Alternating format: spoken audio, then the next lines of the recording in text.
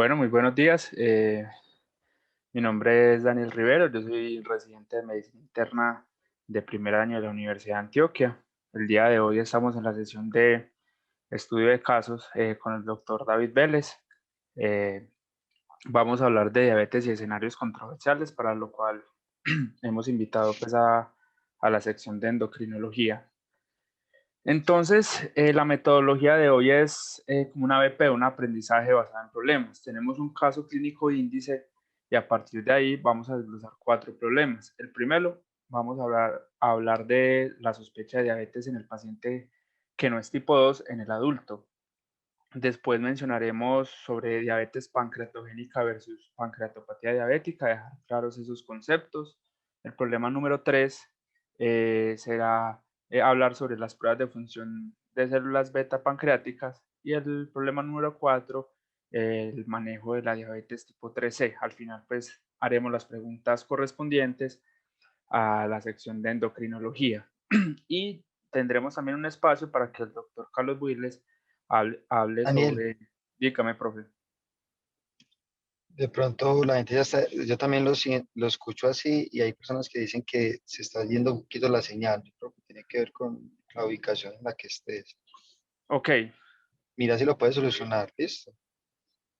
eh, Pues yo lo estoy escuchando bien Sí, bueno. y pues yo lo estoy escuchando bien, es muy probable, igual el sitio del internet está un poco intermitente en algunos sectores.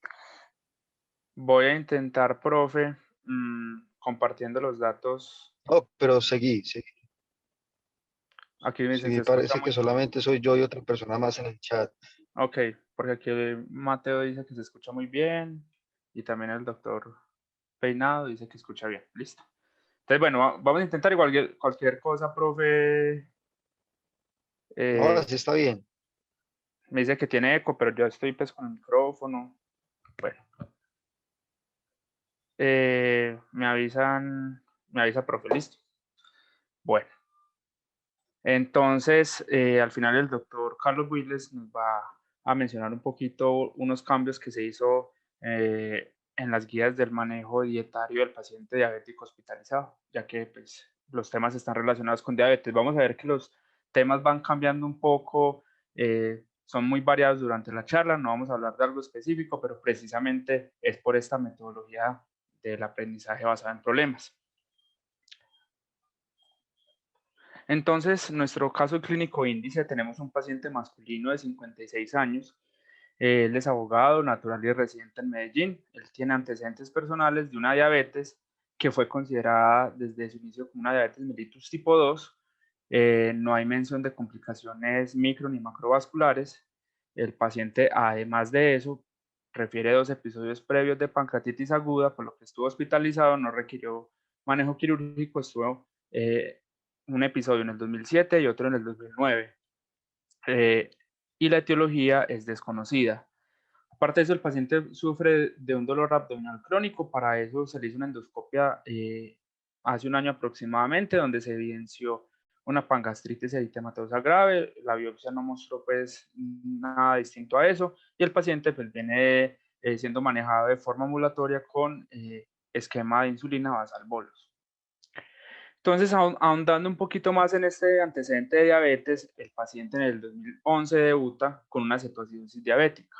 Estuvo manejado por 3 años con metformina, pero se suspendió por pérdida de peso.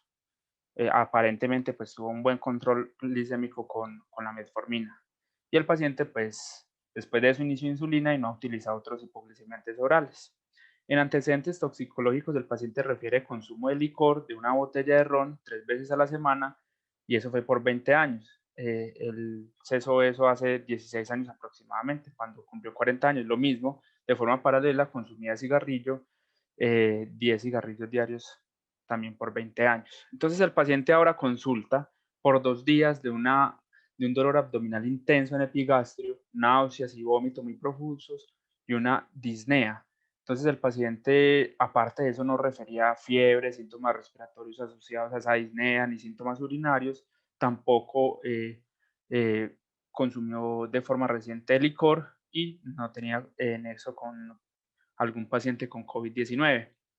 En el examen físico, entonces, cuando el paciente ingresa a urgencias, se encuentra taquicárdico, taquipnéico, pero saturando bien, no estaba febril, se le toma el peso y la talla, donde se calcula un índice de masa corporal de 25.6. Y el paciente pues refiere que siempre fue delgado y que no tuvo ningún problema, pues como de sobrepeso u obesidad, digamos, en los últimos años. Entonces el paciente ingresa en malas condiciones generales, deshidratado y a pesar de ese dolor abdominal intenso, pues no tenía irritación peritoneal. La glicemia central muestra una marca de hiperglicemia y unos gases arteriales, una acidosis metabólica y una cetonas en orina. Entonces claramente se da el diagnóstico de una cetoacidosis diabética grave. Tratando de encontrar pues como qué pudiera estar causando esto. Eh, el paciente no tenía elevación de reactantes, la prueba de COVID fue negativa, no había alteraciones en el hemograma, la función renal estaba conservada, un poquito pues elevado el BUN. Las amilasas fueron normales a pesar de que se sospechaba pues que el paciente pudiera tener una pancreatitis debido a los eventos previos, el perfil hepático era completamente normal, buscando pues la etiología de una posible pancreatitis, no había alteraciones en el calcio, ni hipertrigliceridemia, y la ecografía de vías biliares no mostraba litiasis biliar, tratando de encontrar la etiología.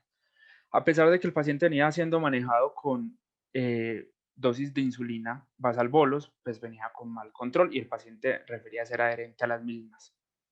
Entonces, ese paciente estuvo en unidad de cuidados intensivos, resolvió su cetoacidosis diabética con el manejo instalado, con los líquidos, con la insulina y resolvió pues la cetoacidosis diabética. Llegó a pisos y en pisos nos tocó verlo, donde su hospitalización se prolongó un poco más de lo esperado debido a que el paciente no tenía un buen control metabólico y persistía con el dolor abdominal. Se volvió a repetir una endoscopia digestiva teniendo en cuenta su antecedente. Ya en este caso incluso el paciente venía con mejoría macroscópica de los cambios de la gastritis y se lo solicitó un ataque de abdomen evaluando pues por qué el paciente tenía esto.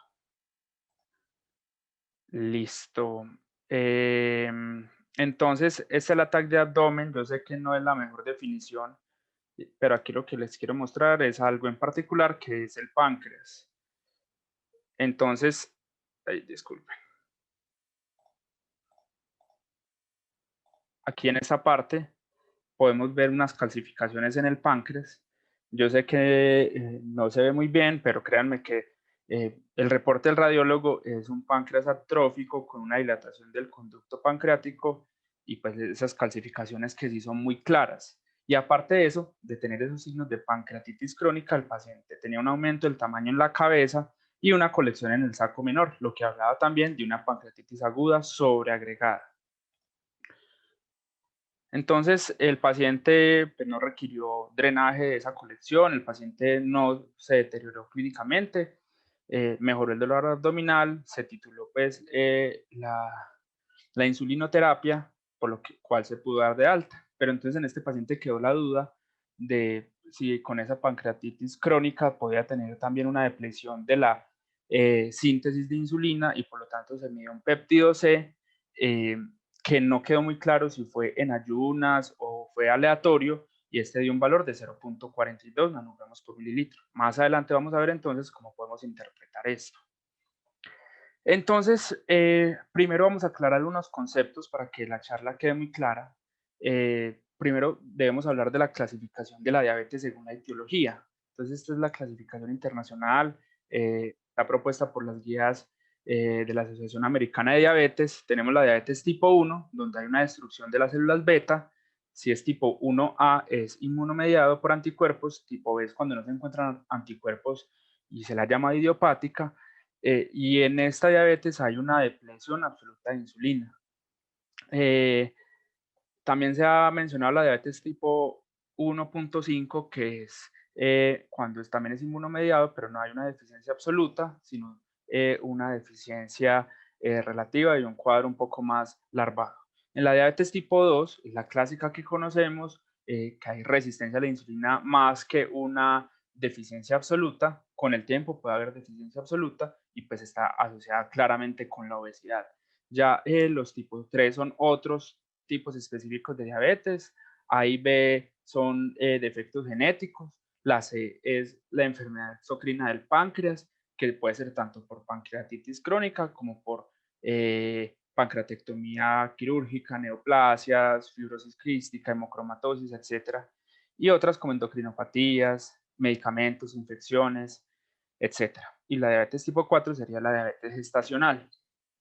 Aparte de eso, pues mencionábamos que en la diabetes tipo 1 hay destrucción de células beta mediado por anticuerpos, donde estos anticuerpos los más importantes son los anticuerpos contra la descarboxilasa del ácido glutámico, los GADA pues en su sigla en inglés, y los anticuerpos contra los islotes de células beta, los ICA.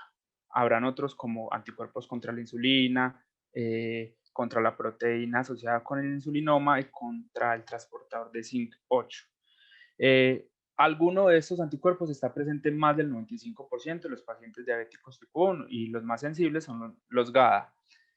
Y lo otro es la evaluación de la función de las células beta. Entonces, nosotros no medimos insulina, sino que medimos péptido C. ¿Y esto es por qué? Entonces, en el páncreas tenemos esta molécula que es la proinsulina. Esta se divide en insulina y en péptido C. Una vez sale el páncreas, se cliva.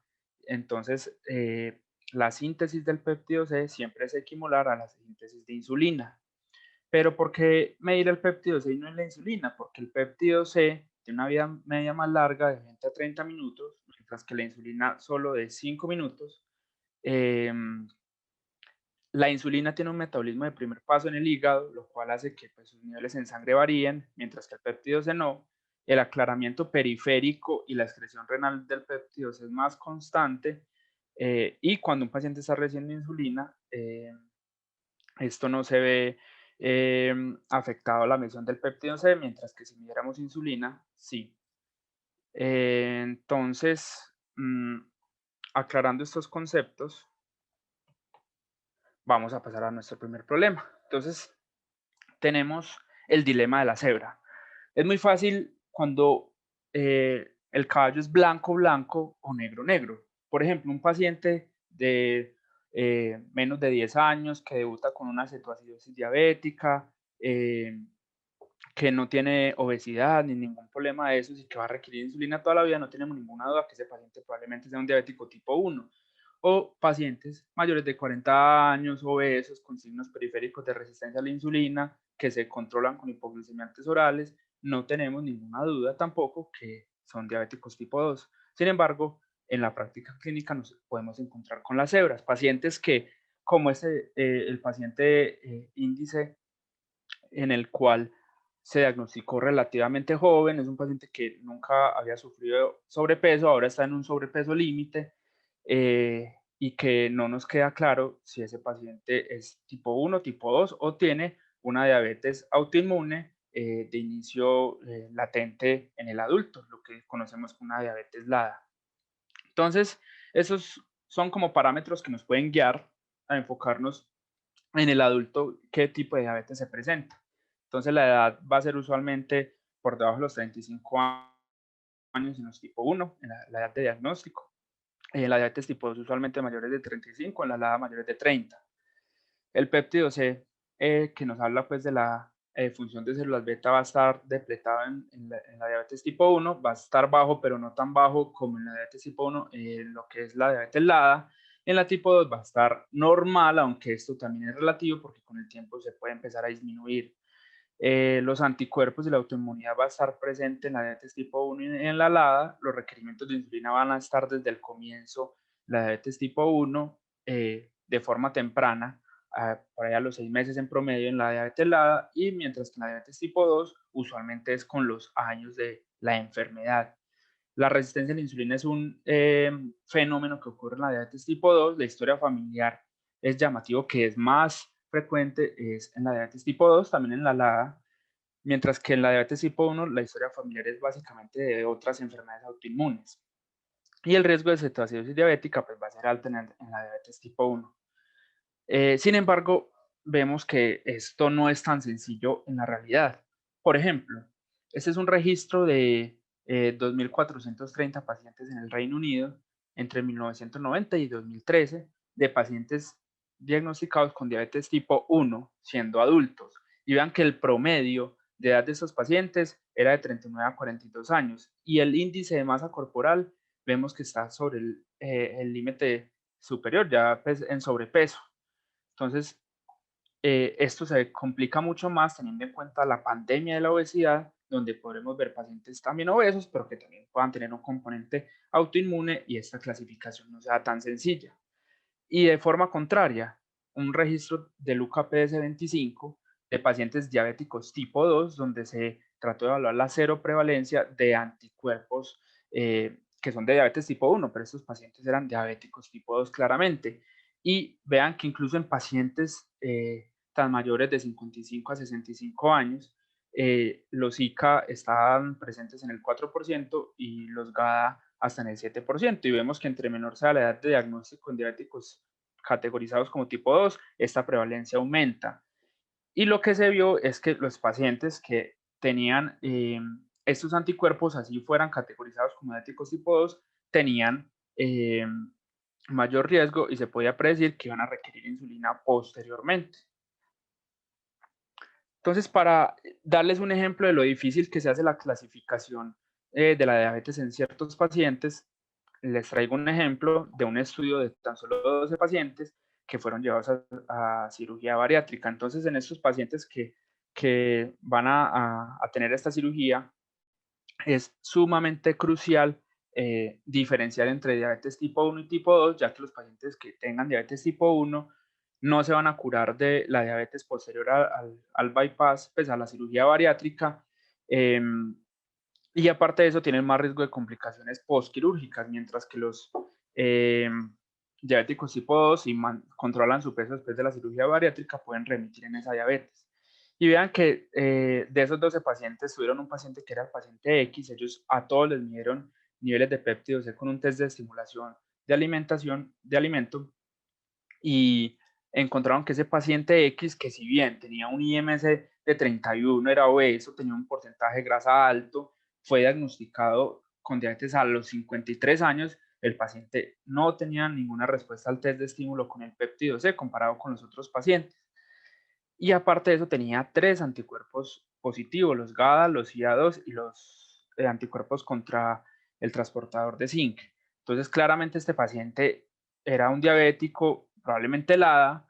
El paciente después de la cirugía bariátrica no remitió en su diabetes y ya que tenía un fenotipo que nos haría pensar más en una diabetes tipo 2. Entonces, eso sucedió en un estudio con muy poquitos pacientes, pero nos habla de todos los errores que podemos cometer en la clasificación en nuestra práctica clínica.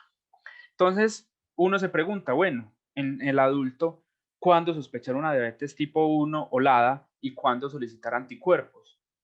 Entonces, este fue un score clínico que se hizo de forma retrospectiva, pero la validación fue prospectiva con 130 pacientes, donde utilizaron 5 criterios: la edad menor de 50, síntomas agudos, índice de masa corporal por debajo de 25 y una historia personal o familiar de enfermedad autoinmune. Si el paciente no cumplía ninguno de estos criterios o solo uno, tiene un alto valor predictivo negativo del 99% para descartar una diabetes autoinmune, LADA o tipo 1. Entonces, el valor predictivo positivo de este puntaje clínico no es bueno, pero nos dice por lo menos a qué pacientes no vale la pena solicitarle anticuerpos si por nuestra intuición clínica tenemos la duda de que el paciente pueda tener una diabetes tipo LADA. Por ejemplo, nuestro paciente se diagnosticó teniendo menos de 50 años, eh, se diagnosticó con una cetoacidosis diabética y los síntomas al parecer en su debut fueron agudos y fue un paciente que normalmente mantuvo un índice de masa corporal por debajo de 25. Entonces este paciente cumplía 3 criterios, no podemos descartar que no tenga una diabetes LADA y por lo tanto la solicitud de anticuerpos queda a juicio clínico y se debe individualizar, pero no lo podemos descartar. Pero entonces aparte de eso, pasamos al segundo problema y es que este paciente tenía hallazgos en la tomografía de una pancreatitis. Ahora bien, tenemos dos conceptos, que es la diabetes pancreatogénica y la pancreatopatía diabética, que ya lo vamos a mencionar. Entonces, como vimos en este paciente, no es solo pensar si tipo 1 o 2, se suma la variable de la diabetes tipo 3C, que es la enfermedad del páncreas exocrino. Entonces pensaríamos que tener una diabetes pancreatogénica únicamente es la depresión de células beta y por lo tanto insulina, pero en realidad influye todas las hormonas que son sintetizadas por las células pancreáticas. Entonces en la pancreatitis crónica también hay depresión de glucagón, por lo que esto favorece las hipoglicemias y de hecho a la diabetes pancreatogénica se le ha llamado una diabetes frágil, precisamente por esta predisposición. A su vez también hay una disminución de la síntesis del polipéptido pancreático. Esto aumenta la resistencia hepática a insulina. Por el fenómeno de inflamación crónica se liberan citoquinas proinflamatorias que aumentan la resistencia periférica, y también al haber una mala absorción de nutrientes por la disfunción exocrina del páncreas se disminuye a su vez el efecto incretina. Entonces vemos que es una fisiopatología muy compleja y que en realidad no es tan infrecuente. Esta es una serie de pacientes en Alemania, 1868 pacientes que consultaron a un hospital de cuarto nivel. Obviamente pues tendrá su sesgo de referencia y por lo tanto los porcentajes de otros tipos de diabetes fuera de la tipo 2 estarán un poco inflados. Sin embargo, lo que los autores nos mencionan es que la diabetes pancreatogénica no es tan rara como parece. Y vean que obviamente los pacientes diabéticos tipo 2 fueron la mayoría, los diabéticos tipo 1 el 23%, pero hasta el 9.2% fueron clasificados como diabetes tipo 3C, y ellos mencionan que probablemente hay un subregistro porque muchas veces los médicos no somos juiciosos al clasificar los pacientes o al evaluar como tal la etiología de la diabetes. Y dentro de dentro de la diabetes tipo 3C o pancreatogénica, la mayoría, el 80%, fueron por pancreatitis crónica y ya otros por otras enfermedades del páncreas como la hemocromatosis hereditaria o el cáncer de páncreas. Y ya, no es lo mismo pues tener una enfermedad del páncreas, por ejemplo, que sea aguda, crónica calcificante o no calcificante. La proporción de pacientes diabéticos en la pancreatitis crónica calcificante es la más alta comparada con las otras pancreatitis, hasta el 70%, que recordemos que este era el tipo de pancreatitis que tenía nuestro paciente. Vean que es obvio que entre mayor sea la resección del páncreas de forma quirúrgica, pues mayor va a ser la proporción de pacientes diabéticos. La hemocromatosis es principalmente la hereditaria la que aumenta el riesgo de diabetes, y otras enfermedades pues tienen sus porcentajes específicos. La mitad de los pacientes con carcinoma tendrán diabetes y solo el 10% de los que tienen fibrosis quística. Entonces, como vimos, el espectro se amplía y pues tenemos ciertas características clínicas que nos hacen sospechar diabetes pancreatogénica. Son pacientes de peso normal o pues un IMC incluso bajo por la mala absorción de nutrientes. Son sensibles a la insulina en teoría, aunque vimos que esto no siempre es así. Los pacientes tienen baja la producción de insulina y glucagón, por lo que las hipoglicemias son comunes. El péptido el péptido C, perdón, va a estar bajo, y el polipéptido pancreático también, y la edad de inicio pues dependerá de la etiología del páncreas. Pero lo que encontramos en este paciente son características clínicas de, de, de estos tres tipos de diabetes, por lo que se hace difícil. Y aparte de eso, se suma otro problema. Vean esta revisión de la literatura en la que se encontró que la diabetes mellitus per se asocia con el tiempo a una disfunción exocrina del páncreas. Entonces uno dirá, bueno, ¿qué fue primero? ¿La disfunción pancreática que llevó a la diabetes en este paciente, o el paciente tiene una diabetes autoinmune de vieja data, que es un LADA que conllevó a una pancreatopatía? ¿Y qué fue lo que encontró entonces esta revisión de la literatura? Vean, en diabéticos tipo 1, el volumen del páncreas medido por resonancia o tomografía, que es mucho menor a los pacientes control. Con la diabetes tipo 2 no es tan claro esto. Y vean que el porcentaje de pacientes que tenían la disminución en los niveles de la lactasa fecal, que nos habla de la función exocrina del páncreas, fue mayor en la diabetes tipo 1. O sea, habían más pacientes comprometidos. En la de tipo 2 también, pero en menor proporción que la diabetes tipo 1, pero vean que los controles muy poquitos tenían esa disfunción exocrina. Entonces, lo que se encontró es que estos cambios morfológicos y funcionales del páncreas secundario a la diabetes usualmente no son clínicamente manifiestos, ni generan dolor crónico abdominal, ni generan esteatorrea, pero sí se pueden encontrar si uno los busca activamente, sobre todo en los diabéticos tipo 1. En nuestro paciente probablemente pues, ya tenía calcificaciones, un dolor abdominal crónico, por lo que no pensamos que tuviera como tal una pancreatopatía diabética, sino una diabetes pancreatogénica. Entonces, ¿cuáles son los problemas de clasificar mal a los pacientes? Que un paciente que en realidad tenga un componente autoinmune y tenga depresión de insulina absoluta, si le empezamos hipoglicemiantes orales, pues va a haber un mal control metabólico y se predispone a hacer una cetoacidosis diabética.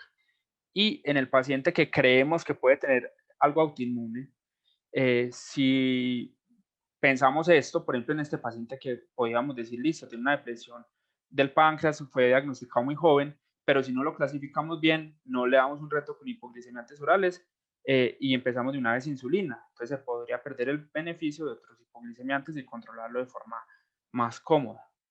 Pero entonces ya vemos que eso no es tan fácil clasificar, entonces pensaría yo que lo más importante en evaluar en este paciente en particular y en estos pacientes que se presenten de forma gris es evaluar cómo está funcionando ese páncreas.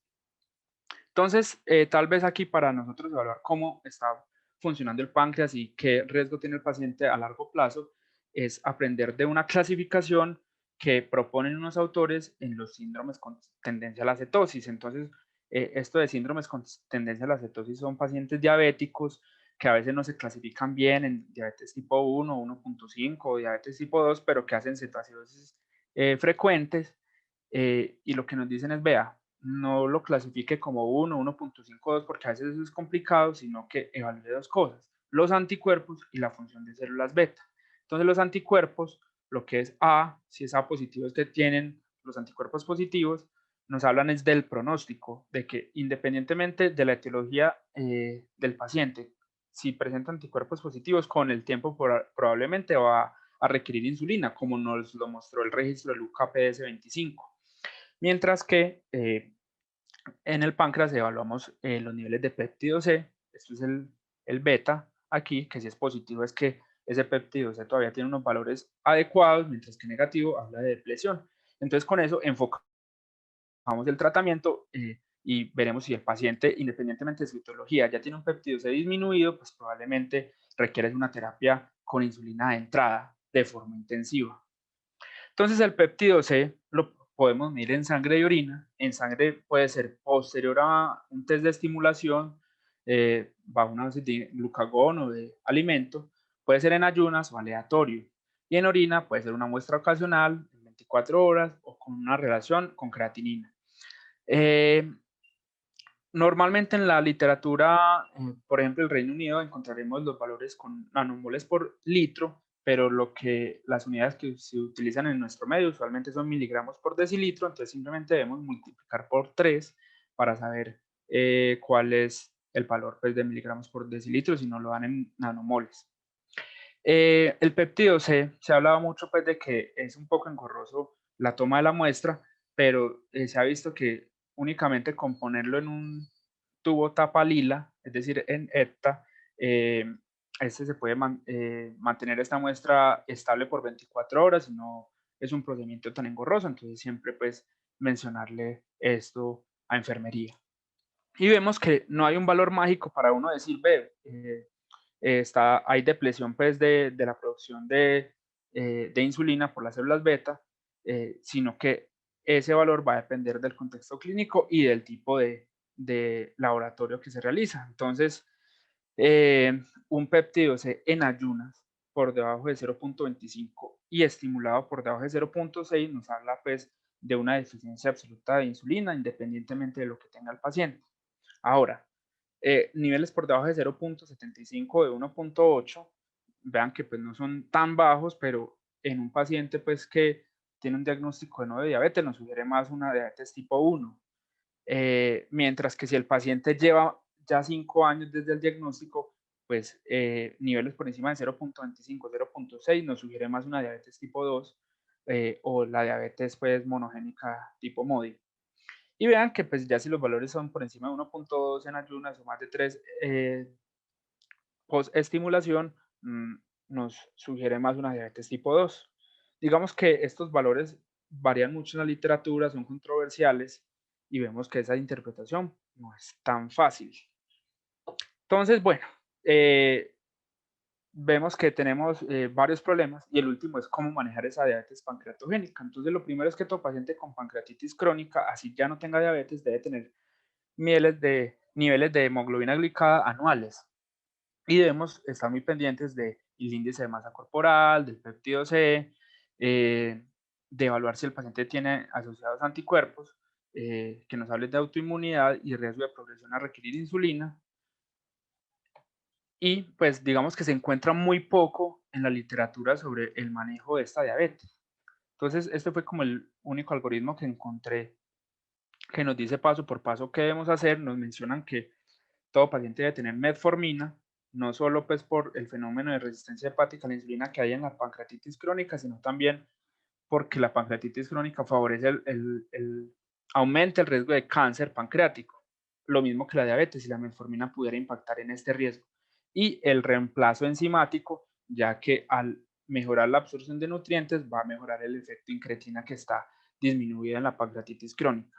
Ellos mencionan que los inhibidores del DPP4, los agonistas GLP-1, si bien son muy buenos medicamentos, hay reportes de pancreatitis agudas, por lo cual puede empeorar el caso, y pues ya el paciente, si no va controlando sus niveles de glicemia, pues requerirá insulina a largo plazo. Entonces, aquí finalizamos pues con este marco teórico y pues ya tenemos las preguntas a la sección de endocrinología. Entonces, lo primero es, ¿cuáles son los escenarios clínicos donde mejor se desempeña el péptido C según la experiencia que ustedes tienen? Si quieren, empezamos de una vez con esa pregunta y con cuál sería el mejor método para medirlo en nuestro medio y qué valor de corte usar.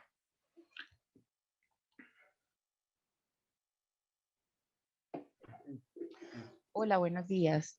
Habla Vanessa Rueda, yo soy la fellow, estoy acá con el doctor Willes.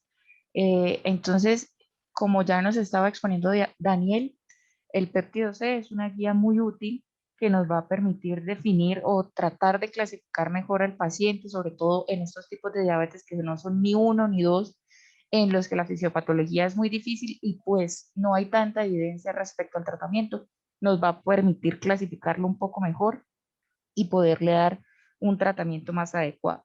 La mejor técnica de medición es después de un ayuno más de 8 horas.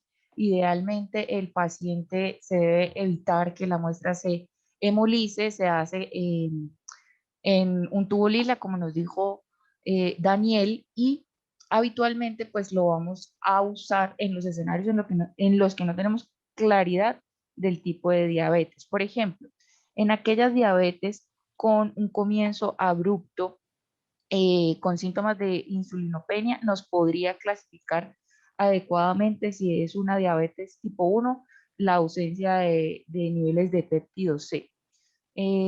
O aquellos, por ejemplo, que presentan una necesidad abrupta de insulina o debutan clínicamente con una crisis hiperglicémica, pero el fenotipo es de resistencia a la insulina o por obesidad, acantosis nígricas, bueno, todo lo que ya conocemos. Entonces, estos pacientes podríamos tener en mente que posiblemente con los niveles de péptido C, si están preservados, podamos usar la insulina como terapia inicial y posiblemente con la reserva de insulina que tiene, él sea candidato a terapia oral posteriormente y sería en realidad una diabetes tipo 2. El péptido C idealmente siempre debe ir de la mano con la medición de anticuerpos, pero recordemos que los anticuerpos, si bien son una ayuda en la diabetes tipo 1, encontramos ciertos tipos de diabetes en los que podemos encontrar los anticuerpos negativos. También lo debemos usar cuando la diabetes es de inicio temprano en pacientes jóvenes o en pacientes que tengan menos de 40 años, que no tengan pues una crisis hiperglicémica, ya que en los pacientes que tengamos un péptido por encima de 1.2, más que pensar en una diabetes tipulada o una diabetes tipo 1, Un péptido C elevado nos hace plantearnos la posibilidad de una diabetes 2 de instauración temprana o otros tipos de diabetes como la MODY. Y finalmente, en la evaluación de la necesidad de mantener un tratamiento con insulina a largo plazo. Por ejemplo, si tenemos un paciente con diabetes mellitus tipo 2 que ha venido deteriorando su control de diabetes a pesar de la adherencia al tratamiento y medimos un péptido C y la reserva está disminuida, posiblemente este paciente sea un candidato a el uso de insulina y pues el péptido C va a ser nuestra guía.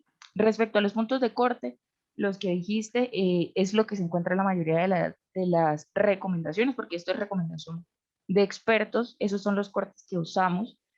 Aquí medimos el péptido C basal, no está estandarizado, pero la mejor medición post-estímulo es con glucagón. El péptido basal, los puntos de corte van a ser menor de 0.24, nos documenta, como muestras acá en ayuno, nos documenta una pérdida total o una deficiencia absoluta de insulina. Entonces ahí ya estamos claros que este paciente tiene una deficiencia absoluta de insulina y pues el tratamiento va a ser con insulina. Y por encima de 1.2 nos va a decir pues que el paciente tiene todavía reserva de insulina y podemos tratar con otro tipo de terapias al paciente. Sin embargo, el rango intermedio es el que nos deja en la duda, o sea, aquel que está por encima de 0.24 y por debajo de 1.2.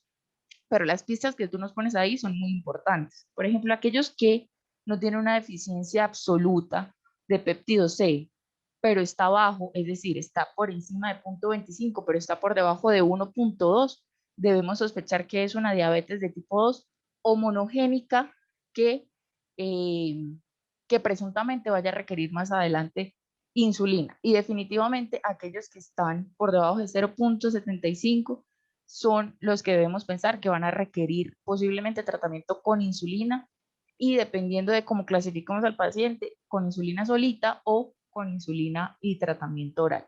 Pero realmente los puntos de corte son menor de 0.24 en ayunas, requiere insulina exógena y por encima de 1.2 podemos tratar con medicación oral. Ya con los puntos intermedios, con los cortes que nos presenta ahí Daniel, podemos como guiar la terapia, pero recordar siempre que aquel que tiene en ayuno por debajo de 0.75 es probable que logremos tratarlo por corto tiempo con orales y a largo plazo vayamos a necesitar adicionar insulina al tratamiento. Esos puntos que tienes ahí son los que se refieren en todas partes. En Colombia no está estandarizado ni la prueba posestímulo que se debería hacer con glucagón, ni la prueba con el test de comida mixta, que en la mayoría de los estudios los hacen con una comida alta en carbohidratos, más del 50% de porcentaje en carbohidratos, para eso no está estandarizado. Entonces, 0.025 y 1.2. Y el péptido C para clasificar aquellas diabetes que no son las clásicas, por ejemplo, esas diabetes que se presentan temprano, que nos sugieren una resistencia a la insulina, o aquellas diabetes que se presentan tardía y no tienen una característica clara de resistencia a la insulina, para clasificar si es algún tipo de estos diabetes tipo 3 o diabetes intermedias. Hola a todos, les habla Carlos Alfonso Willis. Y otro escenario que yo creo que es el que estamos viendo frecuente es el adolescente que puede tener sobrepeso y en donde usted no sabe si es un diabético tipo 2 o si es un diabético tipo 1. Entonces, el péptido C junto con los anticuerpos anti-GAT65 podrían ser bastante útiles para ayudarnos a esclarecer qué tipo de diabetes tiene el paciente. En términos generales, lo que dijo Vanessa, valores de 0.6 hacia abajo sugieren más hacia la necesidad de insulina, valores de ahí para arriba podría uno darse la oportunidad de arrancar con orales y mirar la respuesta clínica que tenga el paciente, entendiendo que entre más alto sea el péptido C, más probable es que el paciente vaya a responder a medicación oral, a cambios del estilo de vida y a alimentación. Perfecto, profe. Hola, buenos días. Buenos días. Con Alejandro Román, endocrino. ¿Cómo está, profe? Bien, ¿y vos? Bien, bien. Bueno, yo tengo pues como una visión más práctica con respecto a esto. Primero que todo, la mayoría de péptidos C, pues la prueba de glucagón no la hacemos, ¿listo? Entonces saquen eso de la cabeza porque no lo van a encontrar en ningún lado. y no lo vamos a hacer en nuestro medio y nadie lo está haciendo. Y el segundo concepto es mirar, porque el péptido C se los van a dar ustedes en distintos laboratorios con distintos rangos de referencia. Entonces acá ponen unos puntos de corte, pero finalmente ustedes en la práctica clínica, una consulta de 15 o de 20 o de 30 minutos, si la tienen en nosotros, se van a enredar la vida y los puntos de corte posiblemente van a ser distintos. Entonces, ¿yo qué hago desde el punto de vista práctico? Miro si es detectable o no es detectable. Si el péptido C es indetectable, pues obviamente vas a tener una deficiencia absoluta de insulina. Si es detectable, posiblemente va a ser una diabetes tipo 2. Si el péptido C es indetectable, siempre pido anticuerpos, a no ser de que sea la historia de un diabético tipo 2 de larga data, que yo sé que venía con metformina, después con glibenclamida, inhibidor de PP4 y finalmente 20 o 30 años después va a ser una deficiencia de estas enfermedades. Entonces miro si es detectable o no es detectable. Si es indetectable, pido los anticuerpos. Si es detectable, posiblemente sea una diabetes tipo 2 o vaya a tener algún otro tipo de diabetes, pero que pueda responder a medicamentos orales. ¿Y en quiénes pido péptido C? Pido péptido C usualmente en el escenario mío, en el paciente que me remiten del primer o el segundo nivel, que es el paciente que pasó de metformina, glibenclamida y pasó inmediatamente a insulina, que no ha pasado por otros medicamentos intermedios. Entonces, es en ese paciente en el que usted les va a llegar con insulinoterapia y tiene 5 años con insulinoterapia esquemadas al bolo más metformina y que usted lo ve gordito y que usted se pregunta, venga, va a ser una resistencia a la insulina o este paciente ya acabó el páncreas. Entonces, ese es un buen escenario para pedir. O en el paciente diabético tipo 2, es decir, aquel que te clasificaron como diabético tipo 2, pero que lo ves relativamente delgado, que no tiene muchas complicaciones, que no tiene muchas alteraciones. Y no sé si recuerdan que en algunas de las actividades de medicina interna y en algunos otros clubes de revista, de pronto Carlos Esteban Willes ha mostrado un artículo de Lancet de los fenotipos de diabetes tipo 2, donde evalúan unos fenotipos de péptido C y unos fenotipos de perfil de autoinmunidad. Entonces, en esos pacientes, yo creo que a medida que vamos avanzando en el conocimiento, y no sé si el profe Fabián Jaime va a estar acá para que me regañe, yo creo que en términos generales, a medida que vayamos avanzando, vamos a pedirle péptido C a todo el mundo, porque necesitamos saber cómo está ese páncreas y es un determinante. Entonces hay un estudio donde demuestra que la medición de péptido C, si es detectable o indetectable, te cambia las conductas terapéuticas. Entonces yo lo veo más así, porque finalmente acá con esta gráfica que tienen ustedes con postglucagón, se enredaron la vida. Y después que si es 0.25, que si es 0.75, si es 0.25, si es 0.6, creo que desde el punto de vista práctico es, en la prueba de laboratorio que le llegue, el péptido C es detectable o no es detectable, porque si no, se van a enredar la vida y todos estos puntos de corte se le van a enredar. Perfecto, profe, muchas gracias. Aquí Luis Rodríguez desea hacer una pregunta o una intervención, pues. Denle el panel a Luis, que es el fellow de endocrino y concreto, Luis, por favor. Que hay que dejar un espacio para el doctor Willes, que lo necesita para hablar del manejo dietario, y que no se repitan las opiniones, ¿cierto? Exacto. Sigamos entonces, que no le han dado el panel a Luis. Sí, nada más para aclarar también que en el caso que se presentó con el escenario de las unidades y el proceso de conversión, el paciente era en nanogramos mililitros, que es como la forma más frecuente en la que nos reportan acá. Entonces, va dirigido a eso, que muchas veces nos enfocamos en cómo estamos evaluando las unidades. Daniel ahí nos colocaba que a miligramos decilitro, pero si recordamos el caso, incluso la unidad en la que se reportó en el caso es en Nanogramos. Sí, y aquí es en mililitros. nanogramos, aquí fue que me equivoqué yo. Pero es nanogramos por Entonces, mililitro. Sí. eso va a lo Sigamos. que acaba de comentar el doctor Román, que la idea no es enfocarnos en unidades, sino está detectable o está indetectable para el punto de corte. Y con respecto a el escenario de si hizo cetoacidosis de tipo 1 o si no hizo cetoacidosis de tipo 2, es importante conocer el concepto de la diabetes con prono a la cetoacidosis, que es un escenario clínico importante donde se pueden presentar esos casos, donde pacientes que todavía tienen producción de insulina, por algunas condiciones, por insulinoresistencia, por alteraciones genéticas, enfermedades mitocondriales de base, pueden inducir cetoacidosis sin ser una pérdida absoluta de la producción de insulina. Entonces esto es importante siempre que lo tengamos presente también, como tú lo comentaste, este escenario de los pacientes pronos a o con tendencia a cetoacidosis, que no todos van a ser tipo 1.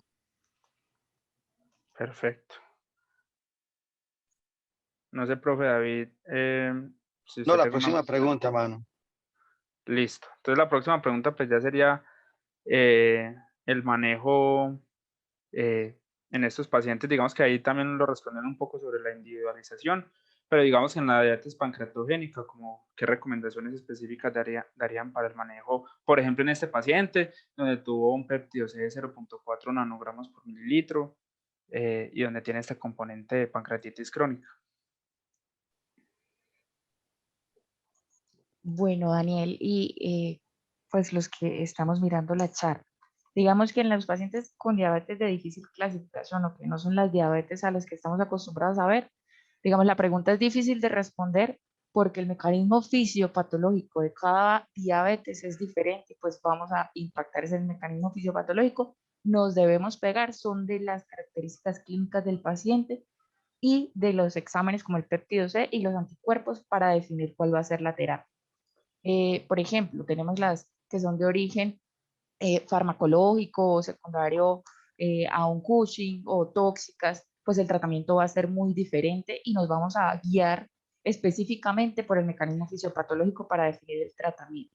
Específicamente para la pancreatogénica, se ha descrito que, como tú bien mencionaste ahí, estos pacientes tienen una deficiencia de polipéptido pancreático, entonces habitualmente tienen un fenotipo muy característico y es que ellos hacen una resistencia hepática a la insulina, pero hacen una sensibilidad a la insulina periférica muy marcada. Entonces son pacientes, como tú bien mencionaste, que tienen una diabetes de tipo frágil. ¿Por qué? Porque ponemos dosis bajas de medicamentos y hacen insulina, pero se retira el medicamento, hipoglicemia, y se retira la insulina y hacen crisis hiperglicémicas. Entonces, el mecanismo fisiopatológico pues nos va a guiar al tratamiento. La metformina, bien sabemos que su efecto principal es disminuir la producción hepática de glucosa, entonces parece tener al menos un mecanismo teórico en el tratamiento de este tipo de pacientes. Adicionalmente, es muy importante el tratamiento de la insuficiencia exocrina pancreática para que haya un adecuado funcionamiento del GLP-1, porque estos pacientes tienen deteriorada la absorción intestinal de diferentes nutrientes, entonces esta respuesta entero-gastro, pancreática y hepática va a estar muy alterada. Entonces debemos garantizar la suficiencia pancreática exocrina en estos pacientes. El tratamiento inicial podría ser con metformina y se ha descrito también efecto de las tiazolindinedionas, pero los mecanismos asociados adversos, con efectos adversos en estos pacientes, pues pueden empeorar el desenlace final de estos pacientes. Y como última terapia, o si no logramos control en los pacientes, obviamente podemos adicionar insulina, pero recordemos nuevamente que estos pacientes tienden a ser insulino sensibles de manera periférica. Entonces debemos iniciar con dosis bajas de insulina para evitar la hipoglicemia, porque otro efecto o defecto principal de esta diabetes es que ellos no van a tener el glucagón respondiendo de manera similar a los pacientes que no tienen este tipo de diabetes. Entonces las hipoglicemias son inadvertidas, son hipoglicemias severas y habitualmente la mortalidad de estos pacientes no se va a dar por las complicaciones de la diabetes microvasculares y macrovasculares, sino por hipoglicemias severas inadvertidas en los pacientes. Entonces, ese sería el orden que tú también lo pusiste ahí en una tabla muy bonito. Gracias, Daniel. Perfecto, gracias a ustedes.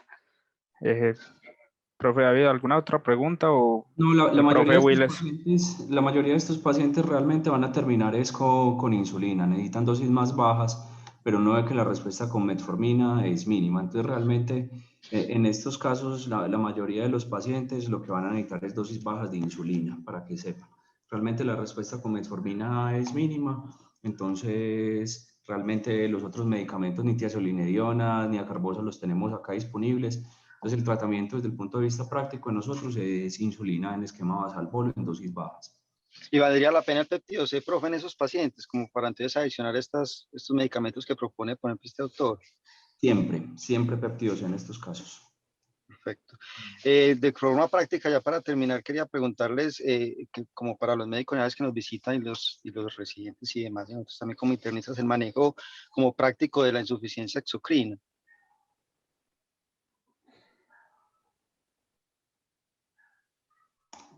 Vanessa. Bueno, los esquemas, este manejo debe ser guiado idealmente por un gastroenterólogo. Las dosis habitualmente de suplencia enzimática en estos pacientes va a ser dosis muy altas, habitualmente más de 5 o 6 tabletas al día para lograr disminuir la esteatorrea que habitualmente presentan. Se monitoriza con la pérdida de peso, esteatorrea y la medición de vitaminas liposolubles de EKA. Si esto está controlado, posiblemente la insuficiencia pancreática exocrina está controlada en los pacientes, pero la dosis va a ser dependiente de la respuesta del paciente. O sea, algunos van a necesitar más reposición, otros van a necesitar menos. Vamos a iniciarla desde acuerdo pues a los síntomas y al seguimiento pues, que tenga el paciente. Pero debe ser, lo ideal es que siempre sea guiado por un gastroenterólogo. Perfecto, muchas gracias. Yo Pues quisiera realmente, pedir... David, qué Sí, pena, yo te interrumpo ahí. Nosotros, pues de a mí una. me toca manejar mucho estos pacientes por los tumores neuroendocrinos. Entonces, básicamente lo que intentamos casi siempre es que les den creón, que son enzimas pancreáticas. Las tabletas vienen de 150 y de 300. La tableta de 300 son las de 25.000 unidades, entonces les damos 1 a 2 tabletas con cada comida, básicamente, para que sepan. Es un medicamento que es Mipres, entonces lo encuentran como enzimas pancreáticas, no lo van a encontrar así en el Mipres, sino como lipasas en combinación, pero el estándar de manejo de la insuficiencia pancreática es creón, tabletas de 300 y de 150, entonces le damos una de 300 con cada comida. Perfecto, no, excelente. Muchos aprendizajes de la reunión. Yo les agradezco mucho. No sé si tengan alguna intervención final o le damos el espacio al doctor Willis, que nos va a explicar un protocolo o una implementación en nuestro hospital y que puede ser muy útil para todos. El doctor Peinado, que siempre nos acompaña, está haciendo unas preguntitas en el chat. Le pido el favor de pronto a Vanessa si las puede contestar mientras el doctor Willis nos habla por cuestiones de tiempo. Yo les pague, ¿verdad?, por la charla. Y Daniel, te felicito. Muy Gracias, Daniel y profe. David y los asistentes, muchas gracias. Realmente solo quería hacer un comentario. Es que días anteriores, durante, digamos, la evaluación de ronda en pacientes con diabetes tipo 1 o que están con esquemas de insulinoterapia intensiva, estábamos evaluando que hubo unos cambios en el menú del hospital y que a pesar de que estaban bien controlados en el postdesayuno, para el prealmuerzo estaban llegando hiperglicémicos. Esto, pues, ahí mismo levantó como una cosa, era, bueno, ¿qué vamos a hacer? Porque ustedes saben que los diabéticos tipo 1, que van a consumir algo sólido a media mañana, requerirían una corrección adicional con una insulina de acción rápida. Y que dado el tiempo de vida media de la glunicina, Lispro-Aspar, la que usted utilice, que serán 3, 4 horas máximo de acción, pues entonces si el paciente come algo a media mañana o come algo a media tarde, estamos viendo las excursiones hiperglicémicas para la siguiente comida. De acuerdo a esto, entonces serían dos opciones. O una, hacer una corrección de acuerdo al consumo de carbohidratos del paciente a media mañana o a media tarde, cosa que no es tan sencillo de realizar durante la vida diaria del hospital y más en esta época de tanta ocupación. Dos, sería plantear, y esto fue lo que se hizo con nutrición, reevaluar el menú que se tiene. Entonces, nos va a poner un poquito en el contexto. El menú normal que se ha manejado en el hospital está en promedio de unas 2.300 calorías para hombres y unas 1.780 para mujeres. Y entonces se propuso llevar a un menú que fuera de bajo en carbohidratos para tratar como de compensar un poquito esto que estaba diciendo.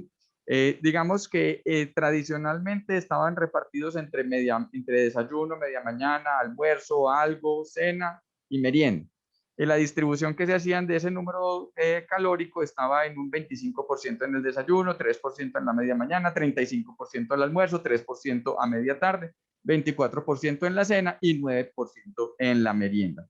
Pero si entendemos lo que acabamos de decir, que si un paciente es diabético tipo 1 y requiere insulina de acción larga y también corta, pues no sería obligatorio ni la media mañana ni la media tarde. Entonces, la propuesta con nutrición es que sean evaluados los pacientes por nutrición para una dieta baja en carbohidrato y se reparte, y la propuesta es que quede repartido en desayuno, almuerzo y cena, eliminando consumo de alimentos sólidos de media mañana o de media tarde. ¿Qué quiero sobre todo dejar en esta reunión? Que el número de calorías repartido en el día va a quedar con un 30% en el desayuno, casi un 40% para el almuerzo y casi un 30% para la cena.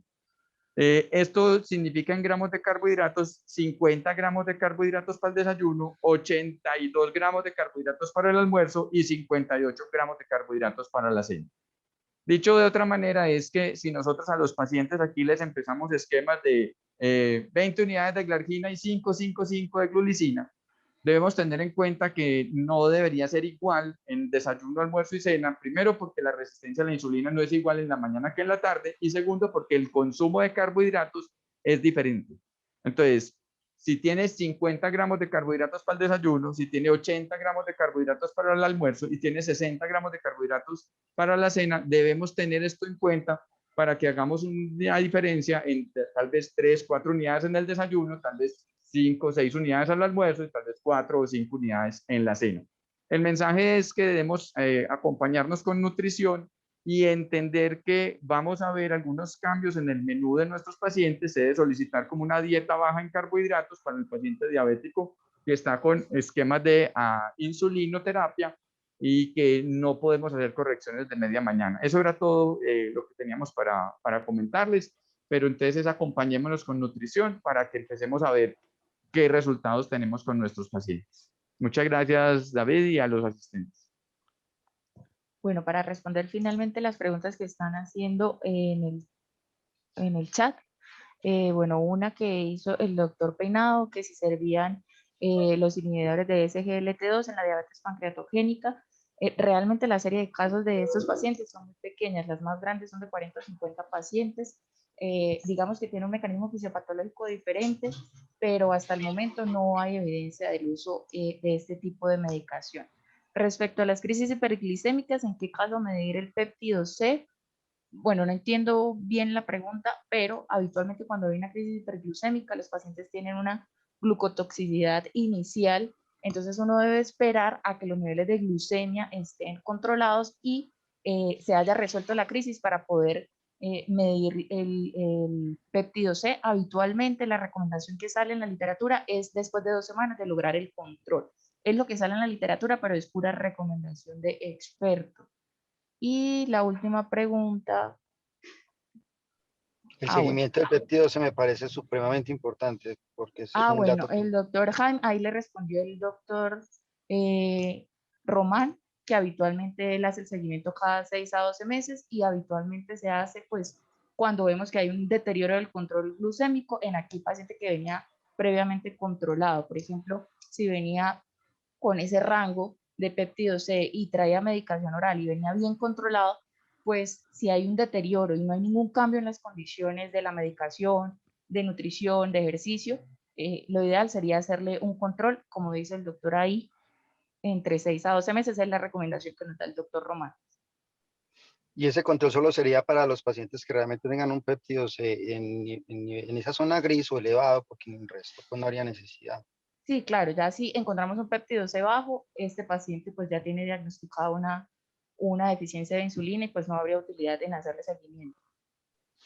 Bueno, yo les agradezco mucho al servicio de endocrinología por ser tan claros en sus intervenciones. Muchas gracias, Vanessa, y al profe Willis y al profe Román. Y a resaltar que la labor que hizo el doctor Daniel, él fue el que encontró las preguntas, el que hizo la búsqueda bibliográfica, todo es mérito de él. Yo simplemente le revisé las diapositivas, hicimos algunos cambios, pero hizo un excelente trabajo. Te agradezco mucho, Daniel. Muy buen trabajo. A usted, profe, muchas gracias.